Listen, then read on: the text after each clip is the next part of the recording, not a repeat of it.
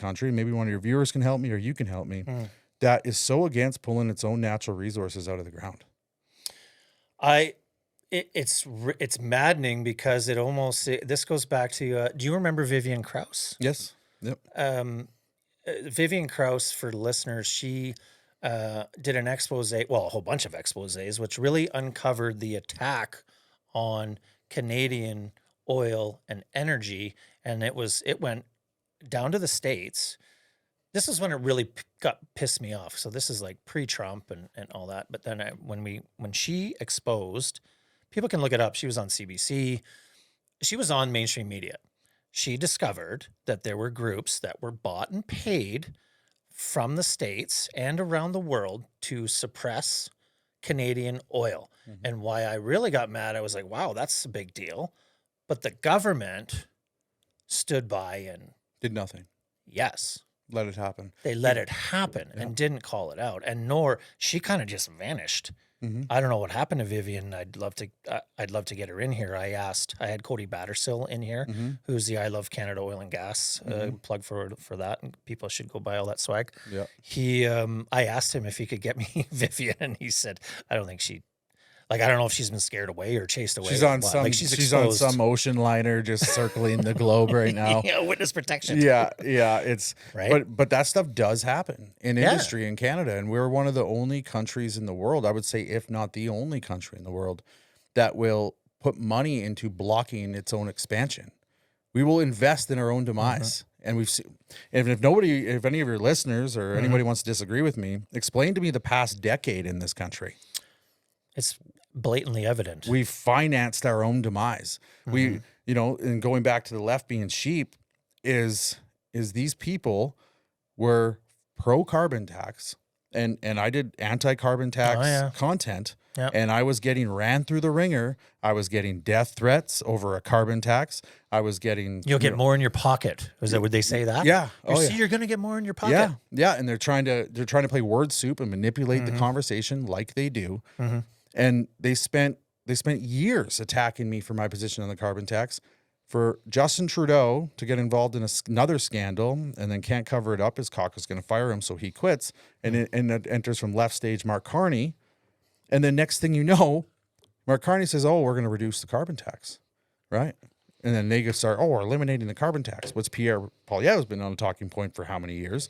And now we're sitting here, and these guys on a literal fucking dime, just turn and go from pro-carbon tax to we don't need carbon tax and pretend like the death threats and the harassment and the bullshit they spewed didn't happen. That's sheep. How quickly they forget. Yeah, sheep being led by a shepherd. But it's almost like they're okay with him, because even his own political pundits and people on that side have agreed that he's taken Pierre's policies, copied and pasted quite a few, carbon tax, and now he's going to unleash pipelines. We're going to talk about that in a second. But he's regurgitating what Pierre wanted to do, but I think they're just like, but it's okay because it's Mark, because he's an economist. Yeah. They feel good in their hearts because he's the economist. Yeah. Yeah, he's and is he an economist? Yes. What did he do? The Bank of England. There's a good track record there. The British ex-British Prime Minister comes out and talks shit about him, right? And believe it or not believe it, the guy is a global elitist banker. He works for the global elites. He's a World Economic Forum. You can look him up. There's plenty of pictures with it. That's not conspiracy. It's not conspiracy. It's real. And do you remember years ago we started talking about the World Economic Forum? We're called conspiracy. Oh, theorists. Everybody went crazy. And now it's just like, oh yeah, we know they're right. We're just not going to tell them. We're just not going to. Well, maybe they are trying to make the world better. Yeah. And maybe they are. Maybe taxing us into poverty isn't a bad thing. Yay, communism. Well, my thing with Carney, too, that I've said before, and I don't know if it was in here or wherever, you get all these shows mixed up, but Mark Carney, he created the, GFANZ, the global net zero alliance. He created that. Yep. And I did a ton of research on that. First of all the major banks pulled out. Now, you can make the argument.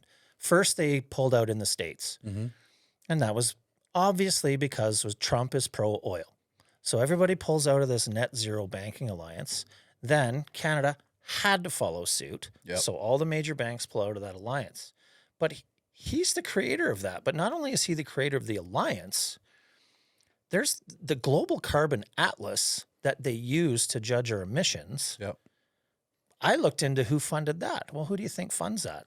Who's that? Called BNP Paribas, which is an Indian net zero bank, Mm-hmm. and they are friends. Of course. Well, I mean, he would be friends with bankers. You could make that argument. Mhm. But still, so you're going to judge countries' emissions, and then you're going to tax them on the emissions that were, it's like, so you're the ref and the player. Yeah, absolutely. And you Right? just said it was an Indian bank, right? Yeah. From India.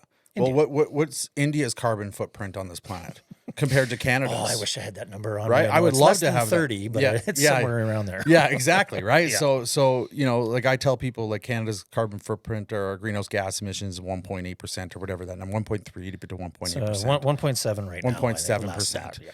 India is going to be way above that. China is going to be way above Yeah. that. United States is going to be way above that. Maybe. If we U.S. is like 11%. I know that they've improved because they got off coal-fired plants. Yes, that's correct. Yeah. That's correct. Yeah. But even if you take our 1.7% away, Yeah.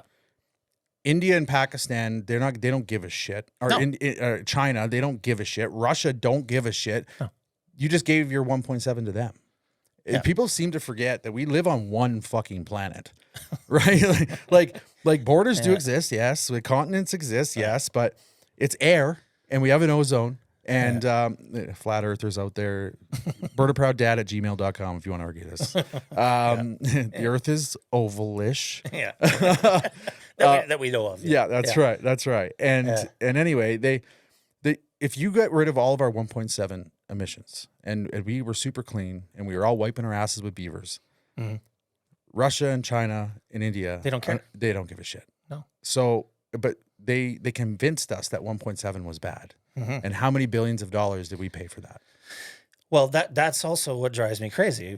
From the energy side, we're already not the problem. So why wouldn't we just celebrate it? And like, I've used this argument to a couple. We're going to get into some of your arguments here in a second because I argue with people too, obviously. Mhm. But this when they get into this 1.5 thing, and it's like, oh, but the population and the trees and the condensed, we're more. And I'm like, a number is a number. I always end it with that. The number is the number. Yeah. And I use this one. I've had heart surgery. Mm-hmm. I asked my doctor because it's natural to ask the first time, let alone the second time. First time I have heart surgery, what are the odds of me dying? Mm-hmm. You ask that question. Mm-hmm. And he poo-pooed it like, it's like 1%, Yeah. which is basically zero. Yeah. I'm like, oh, I'll take that. Yeah. Okay, so same applies here. Mhm. We should always be trying to be better, Yeah. but it's 1.5. We Yeah. are good. Exactly. I'm not saying that we should have never done nothing. I'm not No. saying, and I've never once said that to anybody. No. And the thing is I think naturally industry over time gets better because it becomes more cost efficient and more productive for industry. Yeah. Right. And I think we were already going in that direction. I think again, all it was we started taxing industry. Then government said, well, we could tax citizens and industry. And next thing you know, we're all being, well, look at the cost of living right now. It's absolutely